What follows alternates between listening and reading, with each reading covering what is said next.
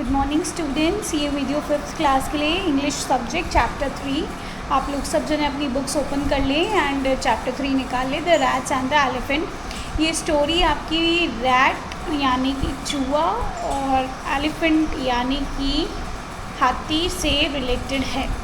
Okay, now मैं जैसा जैसा पढ़ूँगी आप वैसा वैसा पीछे रिपीट करते जाएंगे, उससे आपकी रीडिंग स्किल्स हाई होती जाएंगी, right.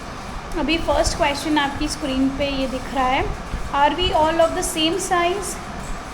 No, we all are not of the same size. Question बोल रहा है कि क्या हम सब जने सेम साइज़ के हैं? तो नहीं, हम लोग सब जने सेम साइज़ के नहीं हैं। ओके, सेकंड क्वेश्चन बोल रहा है can a smaller animal help a bigger animal? Yes, a smaller animal can help a bigger animal. Definitely, क्या एक छोटा सा जो मतलब जानवर है क्या बड़े जानवर की मदद कर सकता है? डेफिनेटली कर सकता है। ठीक है, नेक्स्ट क्वेश्चन बोल रहा है you are often asked to help your younger sister and the brothers, do you help them? Yes, I often help my younger sister and brother. बोल रहा है कि आपको काफ़ी बार बोला जाता है कि आप अपने छोटे भाई बहनों की हेल्प करो, तो क्या आप करते हो? तो डेफिनेटली हम लोग करते हैं। Okay, now next question is how do your younger brothers and sister help you? My younger brother and sister helps me in my daily routine work. Question पूछ रहा है कि कैसे आपके जो यंगर ब्रदर हैं, जो छोटे भाई बहन हैं, वो आपकी कैसे हेल्प करते हैं? तो आपको लिखना है इसमें क्वेश्चन आंसर ये बोल रहा है my younger brother and sister helps me in the daily, मेरा जो डेली का रूटीन वर्क है, राइट, उसमें वो मेरी छोटी छोटी मदद कर देते हैं। अभी आपको दिख रहा होगा कि वर्ड मीनिंग्स लिखे हुए हैं, आपके पूरे चैप्टर में वर्ड मीनिंग्स वगैरह आएंगे। तो आप जब मेरा चैप्टर ये वीडियो सुन लें, पढ़ लें, उसके बाद आप लोग अपनी नोटबुक में क्या होमवर्क करना है, ये सारे क्वेश्चन आंसर्स जो भी हर पेज में क्वेश्चन आंसर्स आपको दिए हुए हैं वो आपको करने हैं। दूसरा, आपको सारे वर्ड मीनिंग्स आपको अपनी नोटबुक में भी लिखने हैं। क्वेश्चन आंसर्स हम लोग बाद में पढ़ेंगे। ओके, पहले हम लोग चैप्टर रीड कर लेते हैं कि चैप्टर में आखिर क्या स्टोरी बताई गई है। तो सब जने अपनी फिंगर रख दें और साथ साथ में पीछे रिपीट करते जाएंगे। Read the passage in the answer the questions given below. अब हम लोग पैसेज स्टार्ट करते हैं। फर्स्ट नंबर बोल रहा है long long ago a group of rats lived happily in a forest. One day a herd of elephants passed through the area in the search of water. Many Holmes of the rats were destroyed under their big feet. Some rats were also killed. देखो क्या बता रहा है कि बहुत समय पहले की बात है। बता रहा है कि जो रैट्स है ना, रैट्स मतलब माने कि चूहे, वो लोग ना बहुत खुशी से, बहुत सारा एक ग्रुप्स मतलब रैट्स का एक झुंड वो फॉरेस्ट मतलब जंगल में रहता था, बहुत खुशी से वो लोग रहते थे। ठीक है, one day the heard of elephants pass through the area in the search of water. बता रहे हैं कि एक दिन हर्ड ऑफ एलिफेंट्स यानी कि जो एलिफेंट्स का ग्रुप है उसको हर्ड बोला जाता है। ओके, देखो जैसे हर जानवर का अपना अपना ग्रुप होता है, नेचुरल है हर जानवर का, तो हर जानवर का अलग अलग ग्रुप का अलग अलग नाम होता है, सबका अलग अलग नाम होता है। सिर्फ जो एलिफेंट्स हैं, जो हाथी हैं, उनका जो ग्रुप होता है, ग्रुप यानी कि मतलब 5, 6, 10, 12 मतलब 4-5 से ज़्यादा ही जो झुंड में चलते हैं उनको इंग्लिश में हर्ड ऑफ एलिफेंट्स बोला जाता है।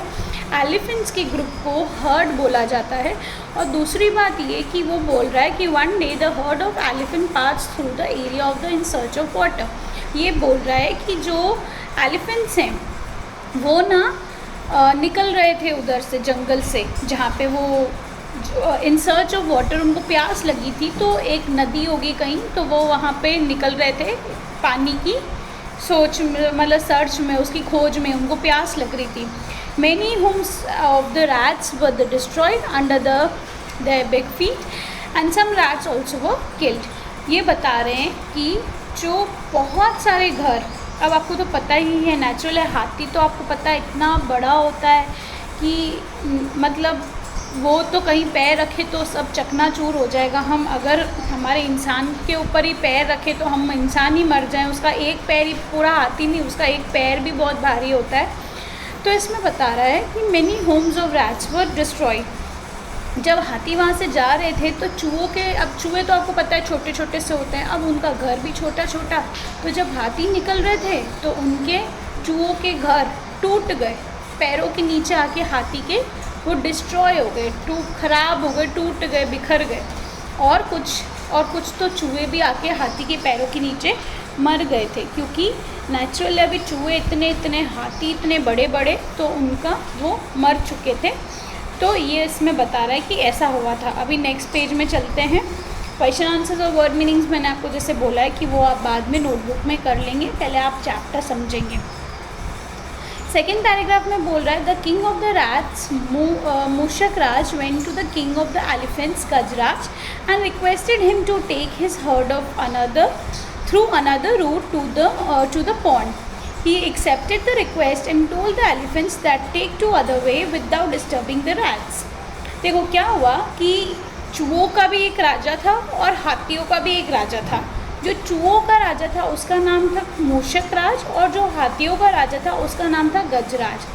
इन दोनों, तो एक दिन क्या हुआ, जो चूहों का राजा था मूषक राज, वो हाथियों के राजा के पास गया, गजराज के पास, और उसने उसको बोला कि भाई आप ना उसने उसको प्यार से रिक्वेस्ट किया कि आप ना अपने हाथियों को बोलो कि भाई दूसरा रास्ता पकड़े, क्योंकि जिस रास्ते से वो रोज़ निकलते हैं उससे हमारे कुछ भाई चूहे भी मर रहे हैं और उनके घर भी टूट रहे हैं। तो आप प्लीज़ अपने हाथियों को बोलो कि भाई दूसरा रास्ता पकड़े, अपना पानी पीने के लिए मना नहीं है, पानी पियो, पर दूसरे रास्ते से जाओ ताकि ना हमें डिस्टर्बेंस हो ना आपको डिस्टर्बेंस हो।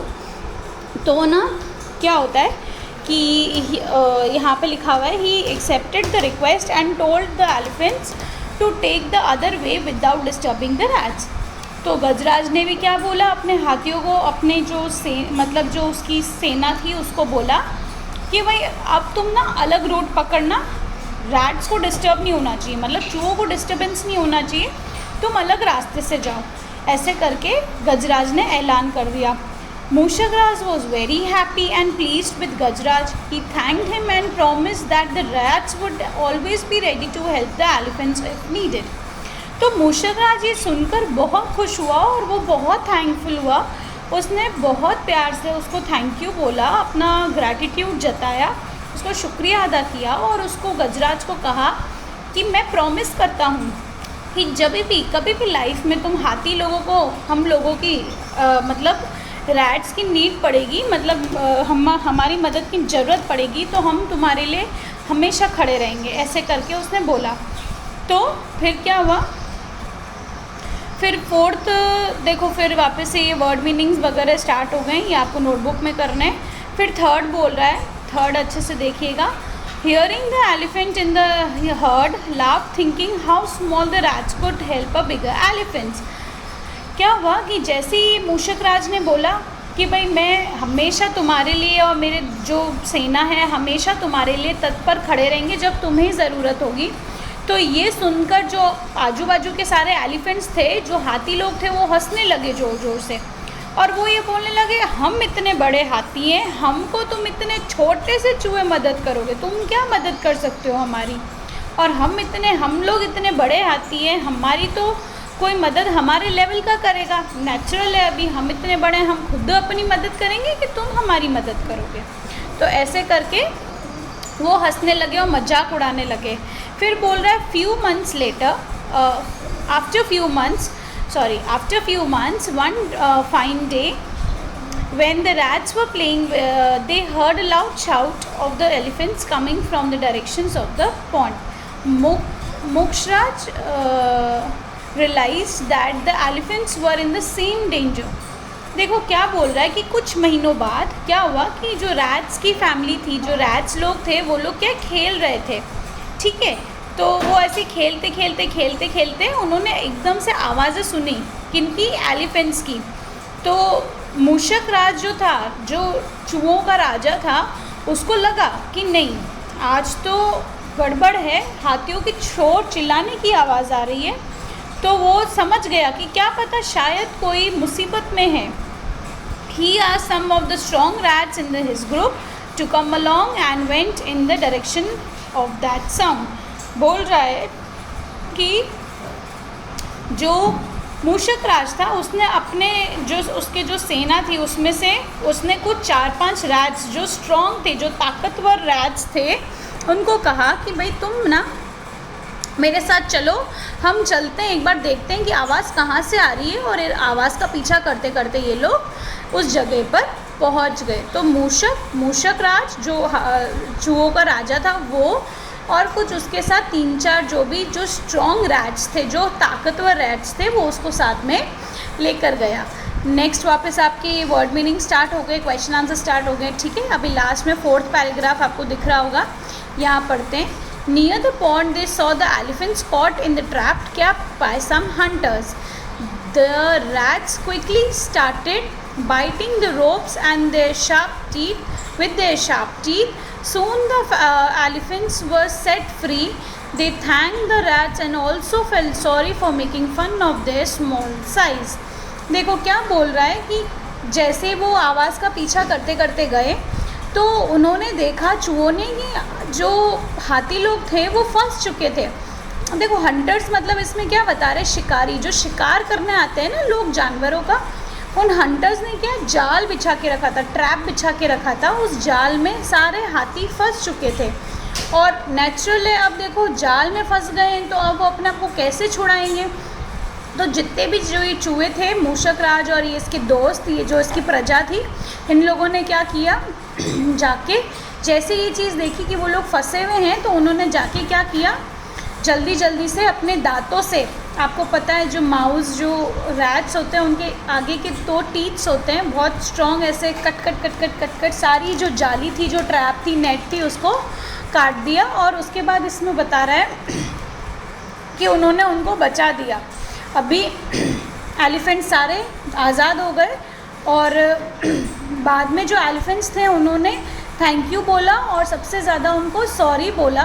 थैंक यू इसलिए बोला क्योंकि उन्होंने उनको बचाया, और सॉरी इसलिए बोला क्योंकि कुछ महीने पहले उन्होंने उनकी मजाक उड़ाई थी, उनको ऐसे ही चढ़ाया था कि भाई आप लोग क्या मदद करोगे। अभी देखो नेचुरल है, देखो इतने बड़े एलिफेंट्स थे, वो इतने स्ट्रॉन्ग थे, फिर भी देखो आज वो जाल में फंस गए तो वो अपनी मदद नहीं कर पाए। आप समझ रहे हैं इस बात को। उनको किसकी ज़रूरत पड़ी, छोटे छोटे रैट्स की ज़रूरत पड़ी, ताकि वो उस जाल के अंदर, उसमें छोटे छोटे जो होल्स होते हैं वो उसके अंदर घुस करके और उसको बाइट कर सके, उसको काट सके। तो इसका मतलब ये बताया कि हमें ना किसी का मजाक नहीं उड़ाना चाहिए। सबसे बड़ी चीज़ तो आज कोई छोटा है कोई बड़ा है, सबकी अपनी अपनी वैल्यू है, सब अपनी अपनी जगह पर बहुत अच्छे हैं। ऐसा कोई भी नहीं है कि कोई छोटा है तो वो कम कर सकता है या वो ज़्यादा कर सकता है, ऐसा कुछ भी नहीं है। सब अपनी प्लेस पर, सबकी अपनी वैल्यू है, सबकी अपनी एक बोलते हैं ना एक ज़रूरत है। हर दुनिया में हर चीज़ की ज़रूरत है। आज बहुत चीज़ें हैं जो छोटे लोग कर सकते हैं, आज बहुत चीज़ें हैं जो बड़े लोग कर सकते हैं। तो ज़रूरी नहीं है कि हम छोटे लोगों का या जो साइज़ में छोटे हैं उनकी हम मजाक उड़ाएं। या आज हमारी फैमिली में भी किसी की हाइट छोटी होती है या छोटे बच्चे होते हैं तो हम मजाक उड़ाते हैं बड़े लोग, तो नहीं करना चाहिए ऐसा, क्योंकि सबकी अपनी अपनी अहमियत होती है। हर काम में हर जना माहिर नहीं होता है, हर काम में कोई ना कोई एक माहिर होता है। देखो इतने सारे काम होते हैं, इतने तरह के काम होते हैं, तो वो क्या करते हैं कि हर किसी का काम अपना अपना होता है, ठीक है। तो आपको इस चीज़ का ध्यान रखना है। आई होप आपको चैप्टर क्लियर हो गया होगा। आप सारे वर्ड मीनिंग्स कर लीजिएगा और मैं आपको स्क्रीन पे दिखा देती हूँ कि आपको कौन कौन सी एक्सरसाइजेस करनी है जो मैं टिक कर रही हूँ, आप देखते जाइए। आपको देखो क्वेश्चन आंसर्स तो सबके दिए हुए ही हैं, राइट। जैसे ये क्वेश्चन आंसर्स है, आंसर द फॉलोइंग आप कर लीजिएगा, और ये वाला भी कीजिएगा, ये वाली एक्टिविटी कीजिएगा, और ये वाली भी नोटबुक में कीजिएगा। ये सारी जो मैं टिक लगा रही हूँ आपकी स्क्रीन पे, ये आपको अपनी नोटबुक में करनी है। ये वाली कीजिएगा, ये वाली कीजिएगा, ये सब करने की ज़रूरत नहीं है बस। और आपने, जैसे मैंने आपको स्टार्टिंग में ही बोल दिया था कि हर चैप्टर के जो बीच में क्वेश्चन आंसर्स आ रहे हैं वो भी आपको करने हैं। जैसे ये क्वेश्चन आंसर्स आ रहे हैं, ये आपको नोटबुक में करने हैं, और वर्ड मीनिंग्स भी सारे नोटबुक में करने हैं। तो ये आपका होमवर्क रहेगा। आई होप आपको चैप्टर क्लियर हो गया होगा। क्वेश्चन आंसर्स के सारे आंसर्स आपको ऑलरेडी बुक में दिए हुए हैं, और अब तो आपको आंसर्स की वैसे भी ज़रूरत नहीं है, क्योंकि चैप्टर मैंने बहुत अच्छे से आपको क्लियर करवा दिया है। इस चैप्टर को बार बार रीडिंग में अच्छे से पढ़िएगा, ज़ोर ज़ोर से पढ़िएगा, ताकि जो आपकी वोकैबलरी है वो स्ट्रॉन्ग होए। ठीक है, आई होप आपको सब समझ में आ गया होगा और आप अच्छे से इसको क्वेश्चन आंसर्स वगैरह सारा जो काम मैंने आपको बताया ये वीडियो देखने के बाद कर लीजिएगा। Thank you.